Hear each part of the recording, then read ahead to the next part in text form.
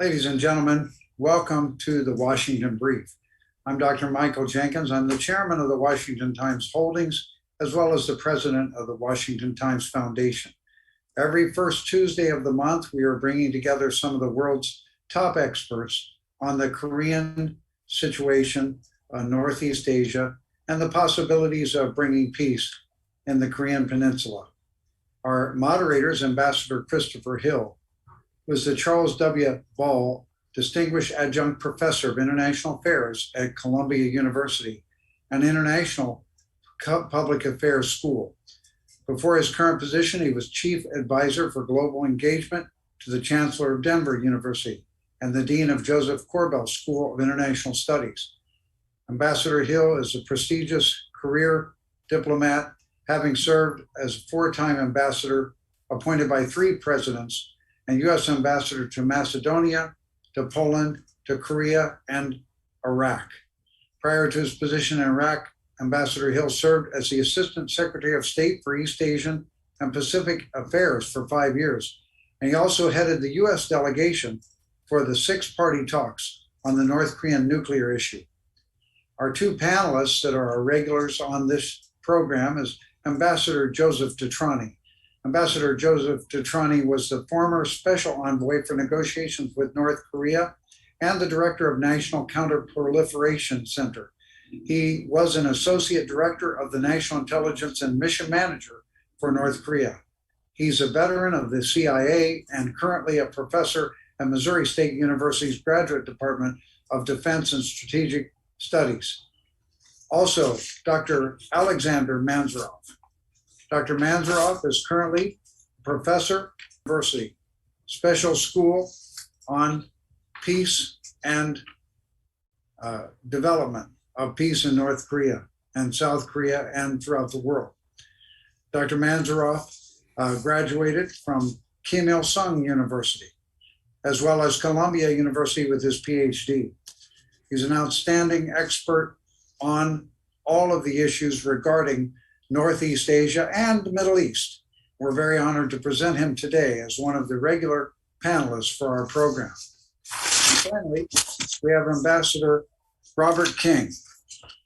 Ambassador King is currently the Senior Advisor and Korea Chair at the Center for Strategic and International Studies, CSIS. He's a Senior Fellow at the Korea Economic Institute, KEI, and a board member of the Committee for Human Rights in North Korea. Prior to his service as Special Envoy, he was Chief of Staff for Congressman Lantos. He served as the Special Envoy and Ambassador for North Korea for the United States on human rights issues. And therefore, we're very, very honored to present him to you today. At this time, I'd like to welcome our moderator, Ambassador Christopher Hill. Thank you. Thank you very much, Michael. Let me join Dr. Jenkins in welcoming Bob King, who is really one of the most distinguished figures in the field of human rights, and in particular in the very, very tough issue of North Korea. I think it's fair to say many of us have given a try at North Korea, certainly in respect to the nuclear issue, but also with the understanding that human rights is very much tied to the nuclear issue. I do recall, however, my Russian counterpart at one point saying to me, "What, don't you think this is hard enough? Why are you bringing human rights into this already difficult nuclear issue?" And the answer to him is, of course, that they're very, very much related. And to the extent that one can foresee a situation where North Korea is kind of brought into the family of nations, it will do so in the context of denuclearizing and also in the context of moving toward a respectable human rights record. North Korea likes to be first in a number of categories, and they are probably in the first position in terms of a deplorable human rights record. It's been very difficult to address. Often they don't want to hear about it, but I think part of the effort is to make sure they understand that there's no ticket into the into the international community without improvement on their human rights record. So what better person than to talk about these travails and the scope for future efforts to make North Korea understand this is not some US desiderata, this is an international matter, this is a matter that they need to pay attention to. So I think what we're going to do is Ambassador King will talk for, frankly, as long as he wants. We were anticipating around 15 minutes, and then we'll go to a much more interactive part of the discussion, getting Dr. Mansourov involved, and of course, Ambassador DeTrani, and maybe I'll pose a question or two. So without further ado, let me pass the microphone, so to speak, over to Bob King and ask Bob to give some thoughts on this very critical issue. Thanks very much, Chris. I appreciate the opportunity to join this particularly distinguished group in talking about North Korea's human rights issues. There's no question that when you look at North Korea, the real problem, the big problem, the greatest concern is North Korea's nuclear capabilities. But there has consistently been a concern about North Korea's human rights record. The US Congress has been pressing administrations to encourage them to give greater attention, greater focus to the North Korean human rights issues. And this is one of the things that I think is indicative of the importance of human rights and the importance of that particular problem.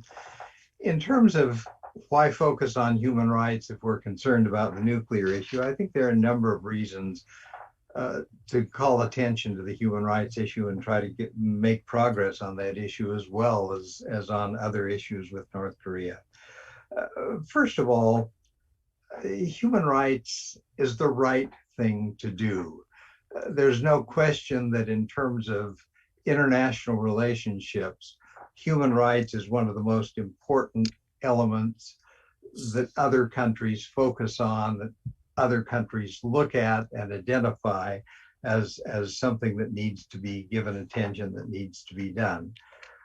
The other thing that is, I think, important in terms of human rights is that the international community has broadly agreed that human rights is something that we need to support, we need to encourage, we need to urge other countries to do. As a member of the United Nations, North Korea is a signatory to the Universal Declaration of Human Rights.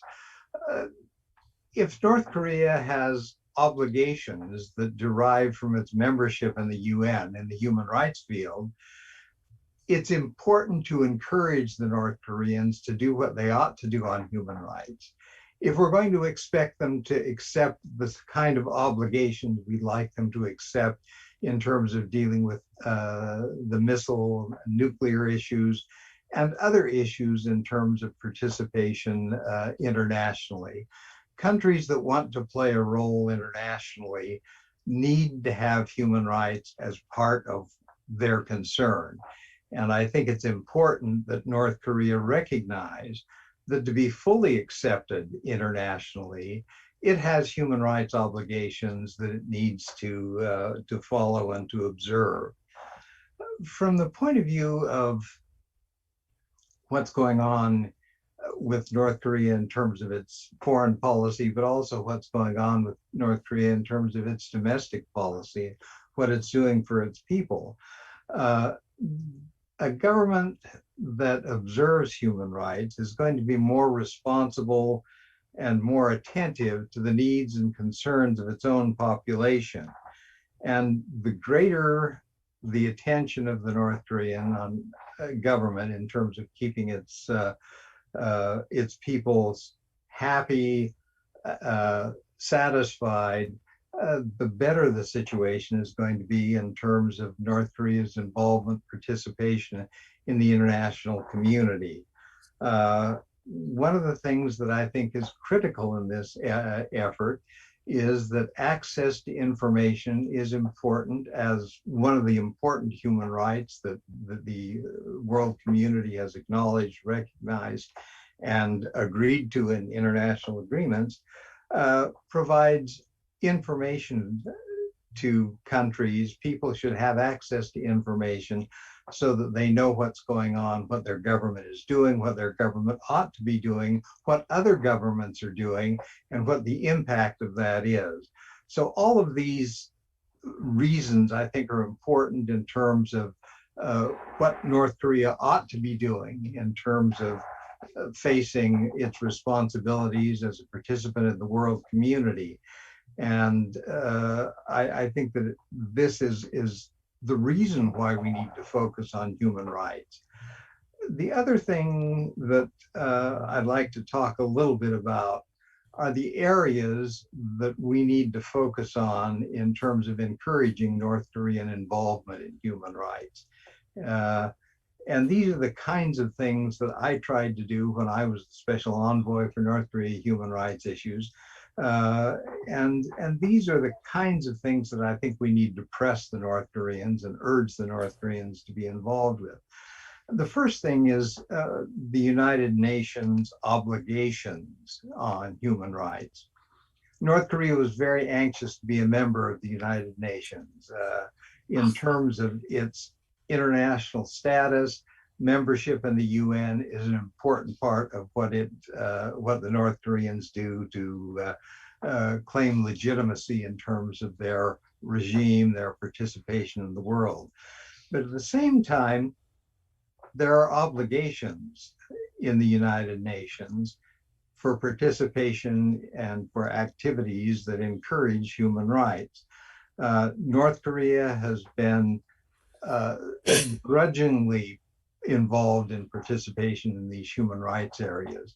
The UN Human Rights Council in Geneva goes through a series of programs that encourage countries to participate more actively and be more involved and be more sensitive to the human rights issues. There's a universal review process where every country goes through a review, answers questions, responds to issues raised by other countries in the world. The North Koreans have been involved in that process, and it's been useful because it sort of prodded the North Koreans at least to make some progress in these areas.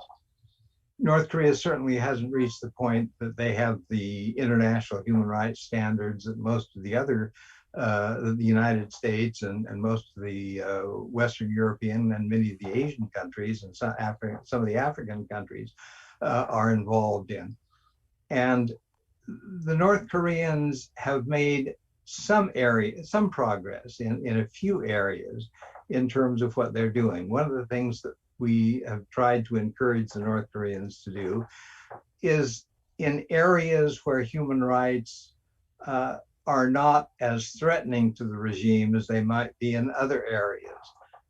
For example, rights of people with disabilities.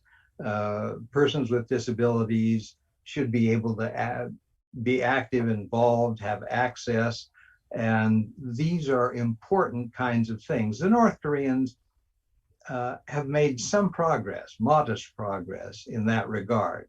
And I think it's largely been through the effort in the United Nations to encourage North Korea to accept its international obligations in the human rights area.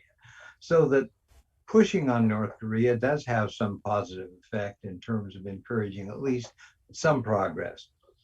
The United Nations has also played a particularly useful role in terms of identifying the problems of North Korea's human rights issues.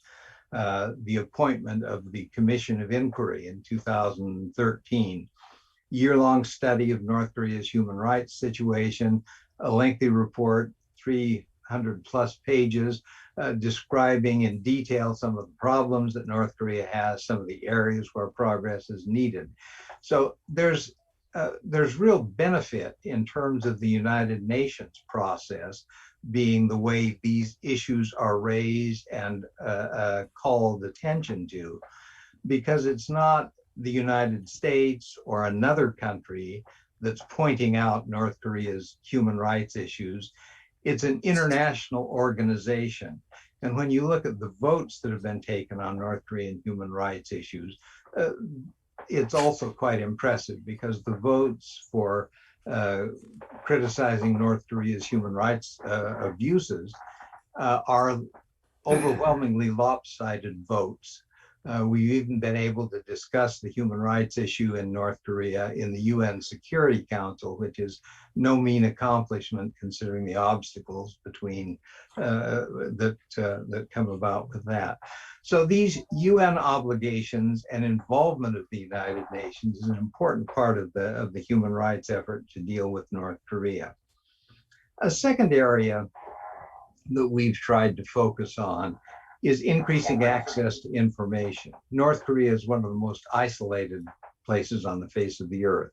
It is illegal to listen to foreign radio. It is illegal to watch foreign television. It is illegal to listen to anything but official government sponsored media.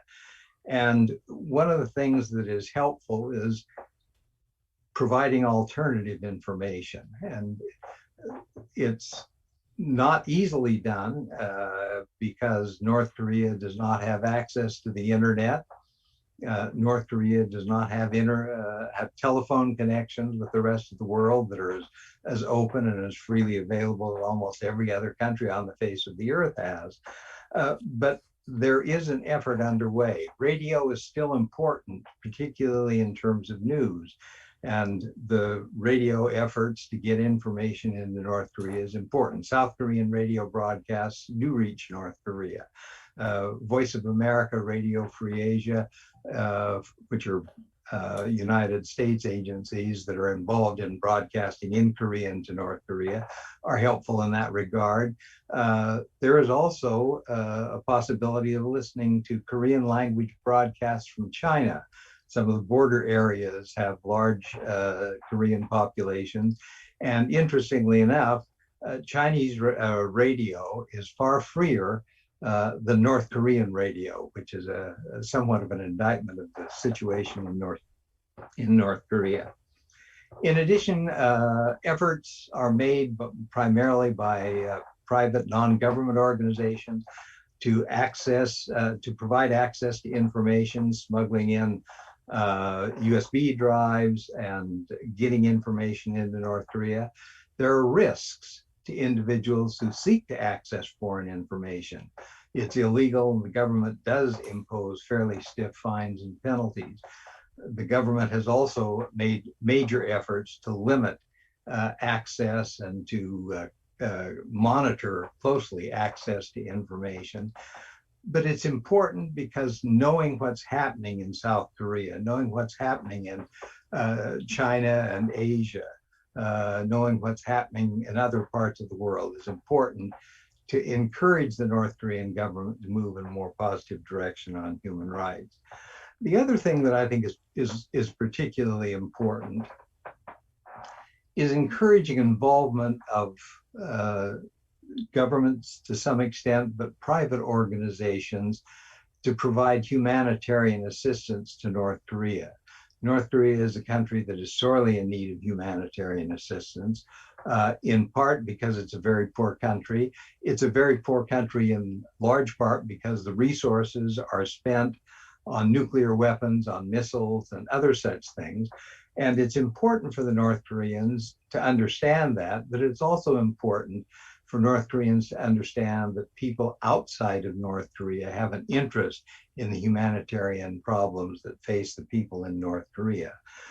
Providing food, providing technology and methods for improving agricultural production, providing assistance in the medical area, which is particularly important, providing education and training, which some NGOs have been involved in doing in North Korea, are all an important part of this effort to try to encourage more open attitudes and also to understand that the world beyond the borders of North Korea has an interest and a concern and a care for the people of North Korea.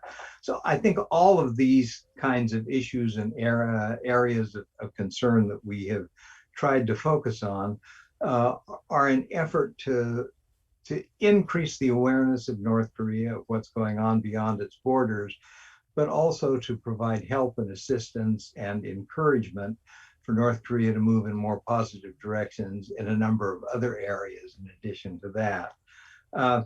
I don't want to go on too much longer in terms of talking about what we want to do. I think there are a lot of issues, particularly in terms of currently what's going on in North Korea, what we need to do, what we might be able to do, and how we can go about doing it. So I'll turn the time back to you, Chris, and let people ask easy questions for me.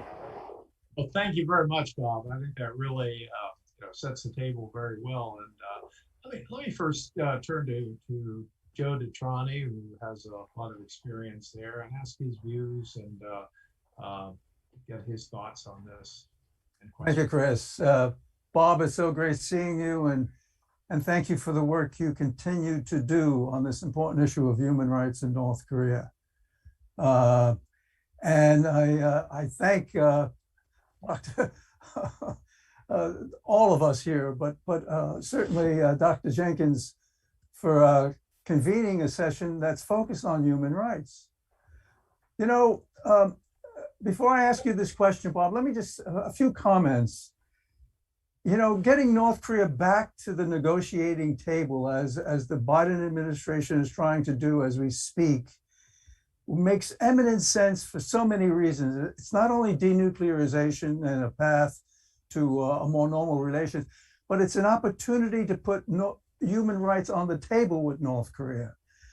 Because in my personal view is, I think this is one of the tools, one of the issues that I think we could see some progress on, and we do need to see progress on for the reasons you're citing, Bob. This is the right thing to do. There are people, whether it's 150,000 or 200,000, whether it's political prison camps, whether it's re-education camps, there are people in North Korea who deserve this attention, and you're doing it, and the other organizations, the International Bar Association in 2017 put out a very definitive report on human rights in North Korea, a very damning one, I might add. But this is something we put on because if North Korea wants to come back into the family of nations, if they want normal relations with the United States, they need to show some progress on issues like human rights, not only the nuclear issue, but issues like human rights. So let me ask you then this question in that context, Bob. Over the years, we've been negotiating with North Korea. We hear so much about complete, verifiable denuclearization, understandably so, and a path to achieving that. And I think, and then North Korea responds about lifting sanctions relief, and security assurances, and a path to normalization of relations. In this dialogue, at least public dialogue, that which has been put out to the general public, have we talked enough about human rights in North Korea? I would argue that there's always room for more to be said about human rights. On the other hand, the North Koreans don't want to hear it for the most part. And so I think what we have to do in terms of raising these human rights issues is not say we're talking about human rights, but talk about the kinds of things we want to do. Greater access so that North Koreans know what's happening elsewhere is useful. It's important. You don't have to call it human rights to encourage that kind of thing. And the North Koreans need to know and need to be aware that human rights is part of the price of being a member of the international community. And we need to make sure they understand that. At the same time, it isn't the only issue that we have to deal with North Koreans. So Bob, can I get back, and Chris, I'll look to you and then Alexander on that. In our negotiations with North Korea, we've always made it very clear, as we move towards a normal relationship with the DPRK, and as they seek that normal relationship, human rights was always on the table. We would tell them that very clearly. We would put that out there. And we would say, if you eventually want a normal relationship where we have embassies in our respective capitals, we would have to see progress on human rights. We'd have to have more transparency on human rights, et cetera. So we have put that on the table in our, if you will, bilateral negotiations with North Korea, even with the six-party talks and the joint statement of September 2005. We left it there. But what was missing in some ways, when you look at the joint statement, and Bob, you alluded to it because there were so many other issues, we didn't cite human rights for obvious reasons, because we thought it would be better to handle it on a bilateral basis. But the international community, you cited the United Nations, I mentioned the International Bar Association and others, they've put that front and center. So it's something that's out there, Bob. And my last question, then I look to Chris and Alexander. Do you see North Korea responding to progress on human rights and more transparency? Indeed, if they want a normal relationship with the United States and the international community? Part of it is that in all of the areas that we're trying to engage the North Koreans, the concern, the human rights concerns are a part of that. If the North Koreans are going to have greater economic exchange with the United States, with other countries in the world, access to information is an important part of that process. So what we need to do is the principles that are enunciated in the human rights agenda are the same kinds of things that we need to have the North Koreans accepting if they're going to become full participating members of the international community economically, politically, and so forth. So my argument is human rights is a part of that process. We don't have to grind in that it's human rights we're pushing for. We can talk about better access to information, greater ability to communicate, and you know, push in that direction rather than necessarily making it human rights. Thank you, Bob. Alex? Okay. Thank you, Ambassador, and welcome, Ambassador King. First of all, let me express my profound gratitude to you, not only for your appearance today, but you're very kind to appear to the classes I teach on North Korea, Georgetown, at Johns Hopkins, occasionally at GW, for your efforts to help us educate the next generation of Americans and foreign students interested in Korea. Commendable, and I really appreciate that very much. Now, before I ask you human rights related questions, let me give you my take on where we stand with North Korea today. I believe that despite the best efforts of the lame duck Moon administration to resume the dialogue with the North, the prospects, in my humble opinion, appear to be very slim that this will happen. Why? For two fundamental reasons. The first one is that North Korea is not interested. I mean, Kim Jong-un is preoccupied with the domestic problems these days mostly. We just read the report from the enlarged meeting of the North Korean Politburo, at which he addressed 4 key issues, in his opinion, facing North Korea. The first one is land management and climate in light of the climate change. Basically, he talked about the need to put in place natural disaster prevention and consequence management measures. He is sick and tired of the fact that every time North Korea is hit with a natural disaster, communities are wiped out, infrastructure is destroyed, and so he basically is trying to do something about it, which has an impact on the human rights situation in North Korea in those specific communities. The second one is the agricultural harvest. I mean, again, every year, the Supreme Leader raises the same issue. Why are we still trying to raise enough crops to be able to feed our people, which is a human rights issue in North Korea, food security. So it's the second important issue. The third one is pandemic prevention. It's front and center in North Korea. As you know, North Korea officially, by their own declaration, is the only country which is not suffering from the COVID-19 pandemic. And yet we know that the situation is not that simple. And the Supreme Leader talked about it a lot at the Politburo meeting. And finally, the increase in the production of the consumer goods, which again has an impact on living conditions in North Korea. So that's where his concerns are. Not even in, believe it or not, in national defense, national security area, at least publicly, at least for the domestic consumption.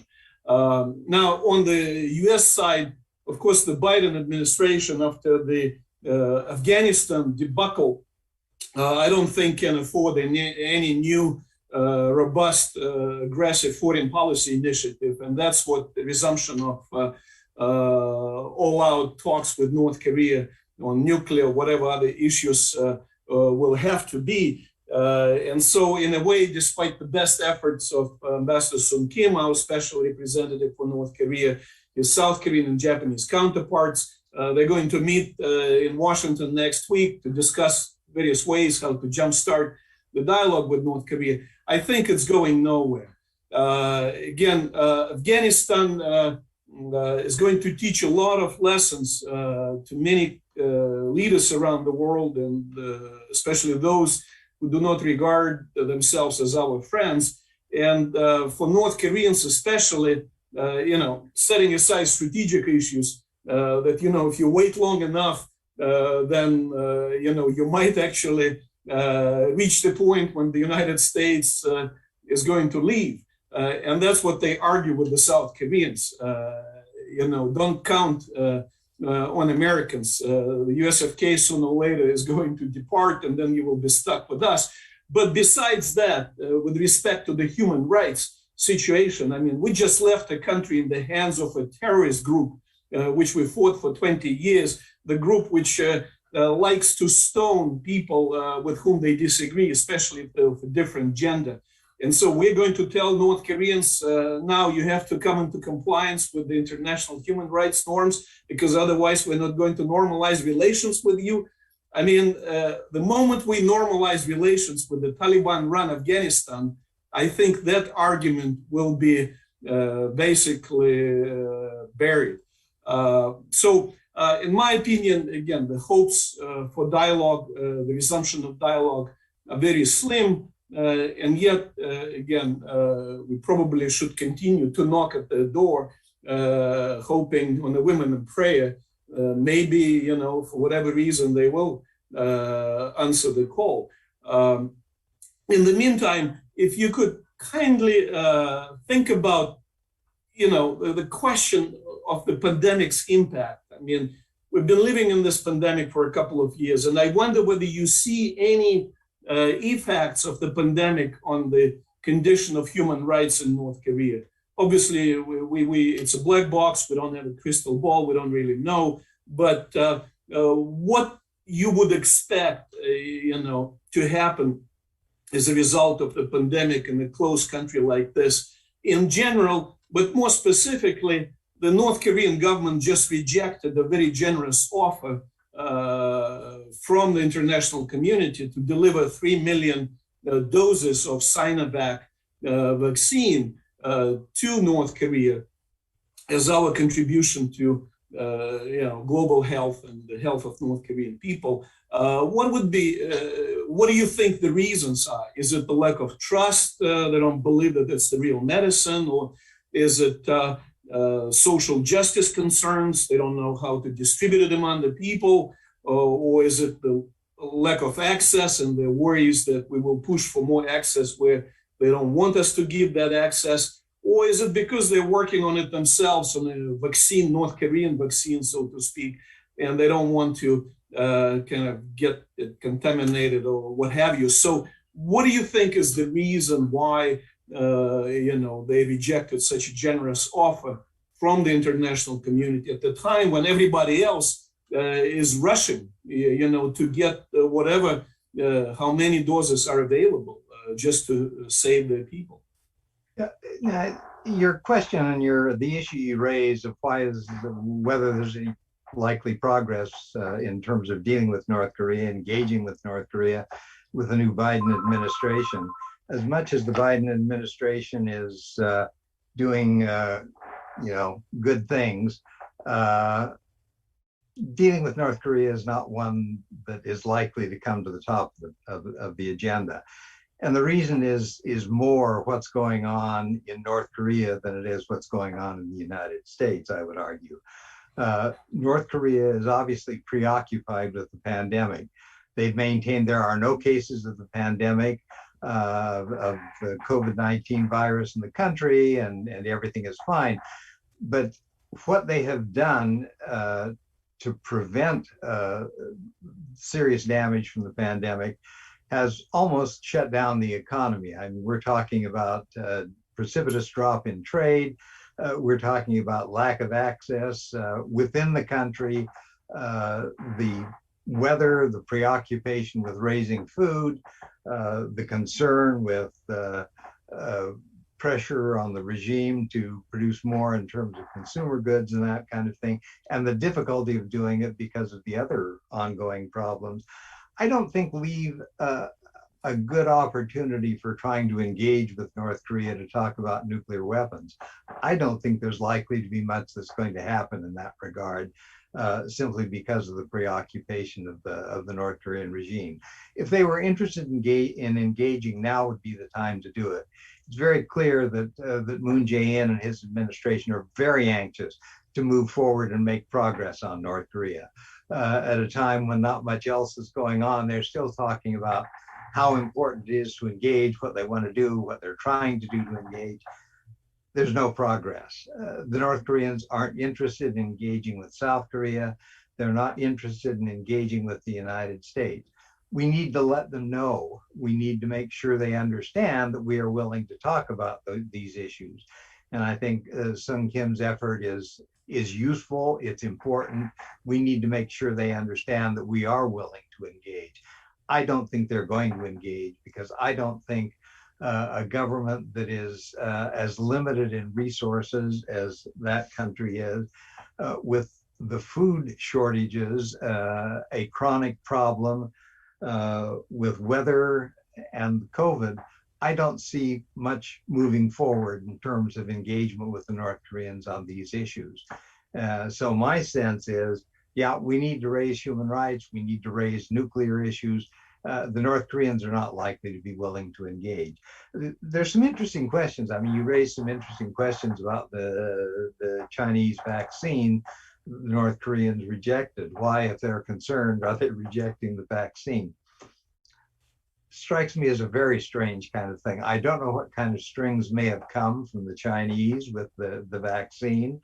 On the other hand, maybe they've been listening too much to Donald Trump. I just don't know what why the North Koreans have taken that point of view. I could jump in. First of all, Bob, I agree with your point that whoever might consider a policy of engagement has to consider the North Korean policy of non-engagement. I'd also say that I said at the outset they probably have the world's worst human rights record, but in terms of governments around the world. But I think now they have some competition in the form of the Taliban government now. I would caution viewers in thinking that anybody is moving toward normalization with the Taliban. I think at best, some countries are moving toward a situation where they can at least talk to them for the purpose of trying to get their people out of there. And I think it's important to just differentiate between some kind of communications effort and recognition. But back to North Korea, we did and we continue to have a sort of roadmap for recognition that involves, of course, the denuclearization and some effort to move toward a human rights record worthy of the name. I guess my question to you, Bob, is over the years, did you find it at all possible to engage some countries in the United Nations perhaps countries in the General Assembly, not necessarily countries that have much to say about the nuclear issue, but countries that would have something to say about the UN Charter, individuals who have an investment in that UN Charter. I mean, after all, the North Koreans have acceded to the UN Charter, which with any kind of effort to meet some of its obligations would involve, since they're starting at zero, some improvement in their human rights positions, if not their record. And so I guess my question is, do you see any scope for engaging countries? I mean, we've had this six-party process on the nuclear talks. I'm not sure what the multilateral process going forward on nuclear talks, if any, but certainly one could imagine some kind of multilateral process in terms of accession to the UN Charter and accession to international norms. My own view, I mean, not to try to answer my own question, but my own view is that it's helpful when other countries make the point to the North Koreans about their human rights record. They're always accusing us of sort of weaponizing human rights, and I would beg to disagree. I think you would as well, that human rights are not something, a cudgel that we swing at some country. It's an effort to get that country to treat its citizens more humanely. But I mean, my thought is, is there something we could do with some other countries besides the six-party process, and to see if we could have some shred of progress on human rights? I agree with you completely, Chris. I think one of the most valuable areas where we can put time and effort is in UN and international forum, where we have an opportunity to press the North Koreans on their human rights record. One of the things that I tried to do when I was the special envoy, I made a point of being in Geneva 2 to 3 times a year. Whenever North Korea was on the agenda in Geneva, the Human Rights Council, I tried to be there. It's the kind of thing that the United States needs to be there. We need to make it special, and we need to emphasize our concern and our interest. At the same time, I used that as an opportunity to try to engage other countries. And fortunately, the UN system has evolved in a direction that when we have resolutions on North Korea, the resolutions, at least when I was there, during the 7 years that I was doing this, the European Union led the effort on North Korea human rights in the General Assembly in New York. And in Geneva, at that time, it was Japan. The Japanese have backed off a bit since that time. But it was very clear, the United States was not the lead on this. We were totally supportive. I met with the Japanese, with the European Union, with all of these various countries, and urged and encouraged them. I spent time when I was in Europe. I usually stop in Brussels or London. In Brussels, I spoke on several occasions to the Human Rights Committee of the European Parliament, the legislature of the European Union. And the idea was to emphasize the importance of these shared values that we hold, and in pressing the North Koreans to accept and follow and adopt those processes, those regulations, those ideas. But I think there's a great deal that we can do. I made a point of raising the issue of North Korea human rights, and particularly the question of North Korean refugees, with the Chinese government. I was courteously received in Beijing, and I made a point of being there at least once a year to raise the question of what can we do to make sure that North Koreans who are trying to leave their country because of conditions there are able to get out. The Chinese didn't come up with very satisfactory responses, but it's important that we continue to be seen as pressing on these issues. And I felt like that was my responsibility. I made a point of traveling to several places where countries played leading roles on these issues to encourage them to move in the right direction. So yeah, I think that one of the things, the real advantage that we have with the United Nations, and particularly with the United States, again, participating in the UN Human Rights Council, is this is a great opportunity to make clear that the human rights issue is not a US issue. It's the international community is pushing on this issue. You know, Bob, that is just an outstanding response and to Chris on a very important issue. Let me posit something. You mentioned China a minute ago, and Alexander and all of us have mentioned South Korea. You know, in May, when President Biden met with President Moon Jae-in, there was an agreement that the inter-Korean relations should be pursued for economic and humanitarian purposes. A lot of talk about the humanitarian side. Obviously, there's an economic element there, whether it's separated families or whether it's the reconstituting the Kaesong industrial complex. But there's a lot there. So at least from where I sit, I could see, and I think there's a hunger for doing this in South Korea at this time of pursuing inter-Korean relations, certainly on the humanitarian side, but looking at that economic aspects to it because of the reasons you cited, the economic, the difficulties that are going on in North Korea now, not only because of COVID-19, but because of other reasons, systemic reasons also, obviously. But also China encouraging North Korea to come back to negotiations, because once we get a dialogue going with North Korea again, it's not only getting them to cease and desist with the rocket launches and missile launches and nuclear tests and producing fissile material, but it's also an opportunity to put human rights on the table, to say, these are some of the confidence building measures we all would like to see, certainly the United States, but indeed South Korea. I would think China also in a lot of these areas.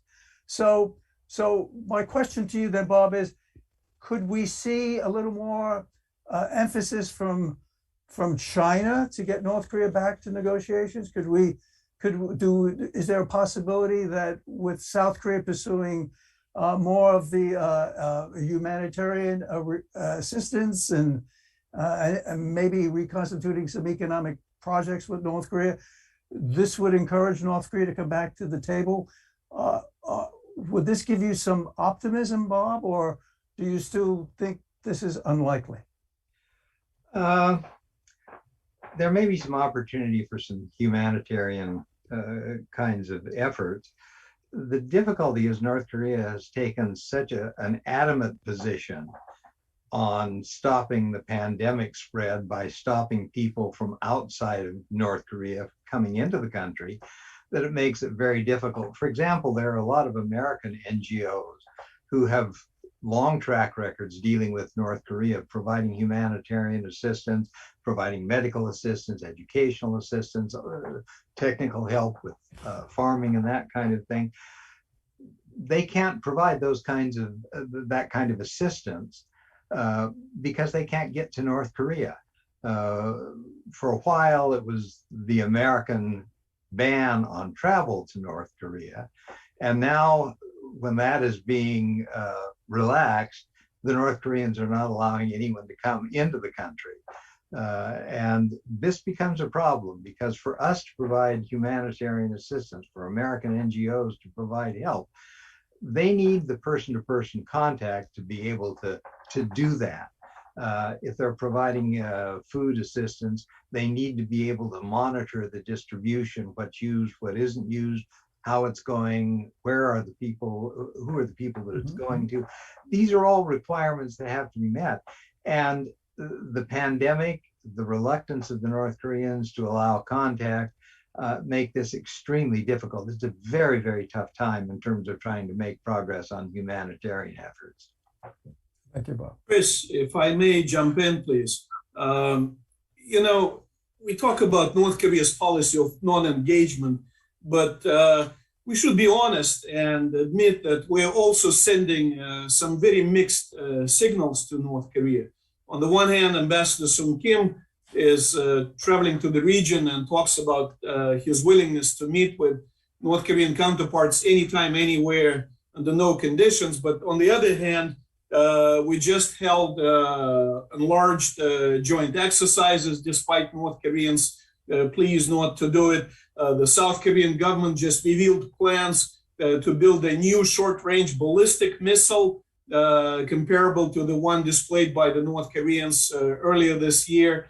Now, the South Korean Defense Ministry just revealed a new submarine-launched ballistic missile and a new submarine which is capable of carrying 6 those missiles. Yes, North Koreans showed us those capabilities before, and the South Koreans are just responding. Obviously, it's an action-reaction cycle. But again, these actions on the part of the South clearly are going to push North Koreans to respond in a similar manner. And so I'm bracing myself to a new round of strategic demonstrations when we'll see the North Koreans trying to up the ante and respond to those recently revealed South Korean capabilities, military capabilities. Plus, of course, we have the opportunity to lift the travel ban. Bob, it would have cost us nothing. Very few people would have traveled to North Korea anyway under the pandemic. It would have sent a very powerful signal to the North about our willingness to engage. And yet, the Biden administration decided to miss that opportunity. So the travel ban for American citizens still is there. And by the way, these days, it's hard to travel. Having just visited 5 countries, I can tell you, even without this travel ban, it's difficult to travel. And so that makes things even more complicated. Now, of course, the South Koreans are planning a space rocket launch in October, which will force the North Koreans again to respond in kind. So we need to brace for a new round of strategic demonstrations on the peninsula. As far as the Ministry of Unification's appeal for the joint celebration of the 30-year entry of 2 Koreas into the United Nations, if I'm in Pyongyang, I'm wondering what's to celebrate. I mean, maybe for South Koreans, there is something to celebrate, but for North Koreans, 15 years of sanctions, that's what they saw from the United Nations. A lot of pressure, a lot of sanctions curtailing the trade, the presence abroad, plus, of course, this Commission of Inquiry report issued in the name of the UN Special Rapporteur on the Human Rights. So I think this will misfire. North Koreans are not going to celebrate jointly the UN membership with their South Korean counterparts. So, Bob, are you worried a bit at all about the possibility of new tension on the peninsula as we go into the last few months of the Moon administration? Yeah, I think there's definitely a potential for problem on Korea. I think it's unlikely to happen. I don't think the North Koreans are going to be willing to engage to make any kind of progress because the Moon Jae-in administration will be gone in less than, in about 6 months. I think what the North Koreans are going to do is what they seem always to do when there's a new administration that comes in, be cautious, wait and see what happens and don't anticipate ahead of time. And so I think that's likely to be what we're going to see. North Koreans aren't anxious to make any progress. They aren't ready to make progress on the nuclear issues. And the United States has greater capability. We could engage them, but unless they're willing to engage, it's not worth the effort and energy to try to do it. Once the South Korean elections are over, there may be a possibility for some new effort. Part of it will depend on how the South Korean engagement goes. One quick comment on the travel ban, which was an issue that just came up 4 or 5 days ago when the travel ban was extended by the Biden administration for another year.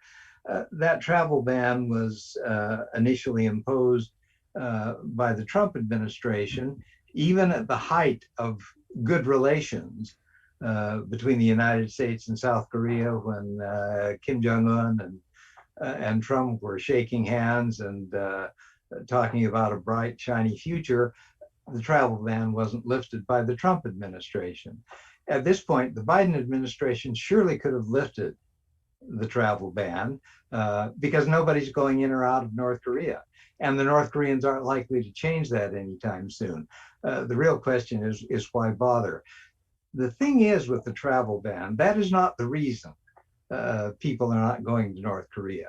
NGOs who want people to go to North Korea, who are going over there for appropriate purposes, they were told by Steve Biegun some time ago that they would be given permission to travel.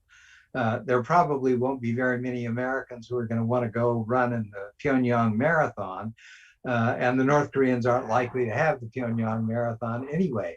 So, I mean, suggesting the travel ban was a missed opportunity, I would simply say, wrong time, wrong event.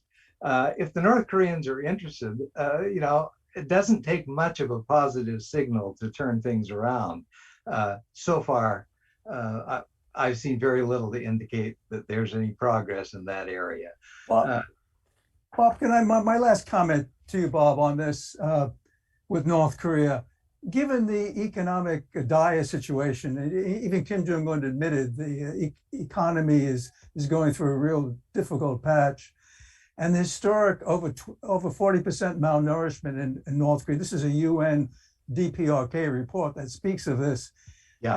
And given that the sanctions are still there, and assuming China and Russia will implement those sanctions, I mean, I think North Korea, Kim Jong-un in particular, needs some relief on the economy, would look to re-engaging to hopefully get some of these sanctions lifted, to show goodwill, even possibly to China and Russia, so that maybe they won't implement those sanctions with the vigor they had implemented them in 2017 when they truly were biting.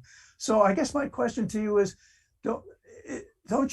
is there not a possibility that North Korea, specifically for economic purposes, wants to or is prepared to re-engage so that they could see some economic relief, so they could move forward?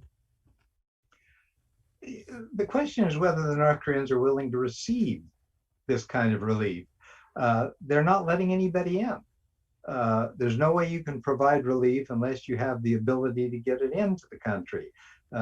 You've seen the stories that have come out of what's happened to trade. I mean, trade in July of this year from China to North Korea was 10% of what it was before the pandemic hit. That is not because of sanctions, because the last time before the pandemic hit in 2019, North Korea was still under the same sanctions that they're under now. So it's not sanctions that are stopping it. At this point, it's the North Korean government. I don't know whether they're so paranoid, but certainly it's clear that even from China, they're not allowing much to come in.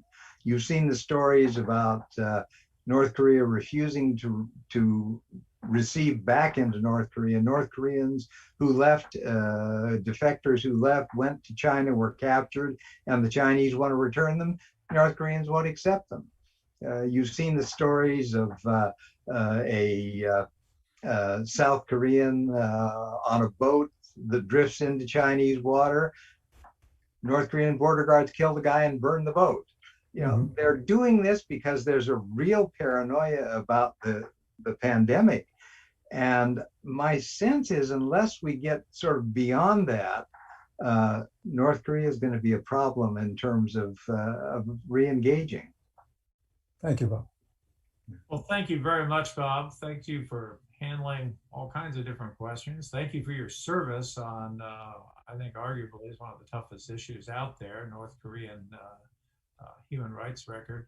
Obviously, there's more to ask. I mean, I had some thoughts about, you know, could we get some judicial people in there, maybe talk about some of the aspects of their judicial code, I don't know, habeas corpus or something.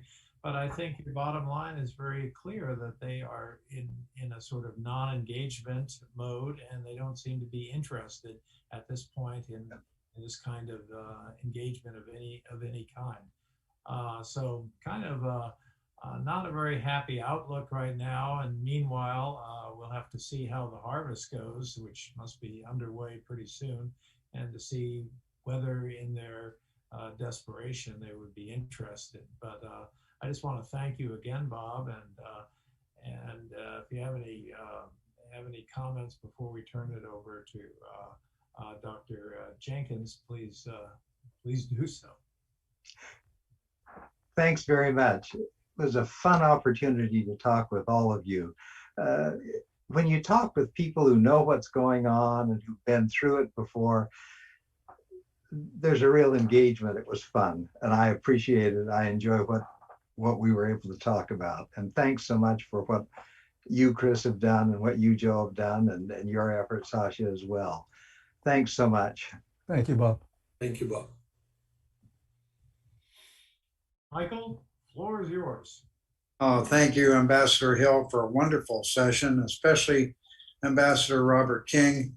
This was really an important step forward. We would like to engage more on human rights and understanding how we can improve the situation of the people in North Korea and bring peace in the Northeast Asian area. We thank Ambassador DeTrani and Dr. Mansourov for your excellent commentary. And Ambassador King, we've formed a new association, a virtual association called Think Tank 2022. And we're engaging some of the top experts, not only in the United States, but also in Korea, Japan, and throughout the world. And we certainly would hope that you would be able to contribute to that. To our audience, we thank you for tuning in. Every first Tuesday, we'll be here. We have the episodes recorded.